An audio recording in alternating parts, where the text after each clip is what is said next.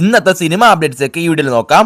LAK എന്ന മൊക്ക സിനിമയ്ക്ക് ശേഷം PR പ്രൊഡ്യൂസറെ കമ്പ കൊടുക്കാൻ പോകുക. ഇന്ന് പ്രദീപ് രംഗനാഥൻ PR ഷോ എന്ന പേരിൽ അങ്ങേരെ ഓൺ പ്രൊഡക്ഷൻ കമ്പനി ലോഞ്ച് ചെയ്തു. ഈ പ്രൊഡക്ഷൻ കമ്പനിയുടെ താഴെ പറഞ്ഞ first film Ashwath Marimuthu hero ആയിട്ടും അമിതാഭ് ബൈജു ഹീറോയിനായിട്ടും ആക്ട് ചെയ്യാൻ പോകുക. ഈ സിനിമയ്ക്ക് മ്യൂസിക് ഇടാൻ പോണത് ഇസ ഇറക്കന.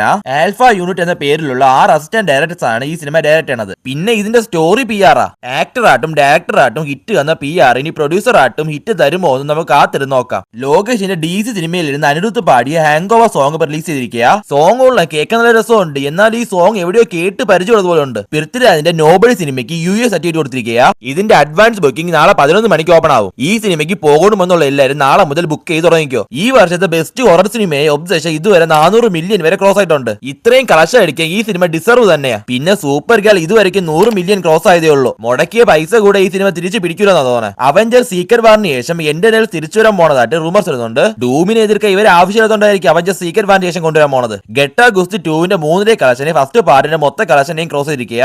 3 ദിവസത്തിൽ 21 കോടി വരെ ഇത് ക്രോസ് ആയി. ഹൗസ് ഓഫ് ദ ഡ്രാഗന്റെ 3rd എപ്പിസോഡ് ഇപ്പൊ സ്ട്രീം ചെയ്തിട്ടുണ്ട്. കാണാത്തവർക്ക് കാണും, ജിയോ ഹോട്ട്സ്റ്റാറിലുണ്ട്. ഇന്നത്തേക്ക് ഇത്ര അപ്ഡേറ്റ്സേ ഉള്ളൂ. ഇതുപോലെ ഡെയിലി വേണം സിനിമ അപ്ഡേറ്റ്സ് എല്ലാം നിങ്ങൾക്ക് അറിയണമെങ്കിൽ ചാനലും സബ്സ്ക്രൈബ് ചെയ്തു. Bye guys.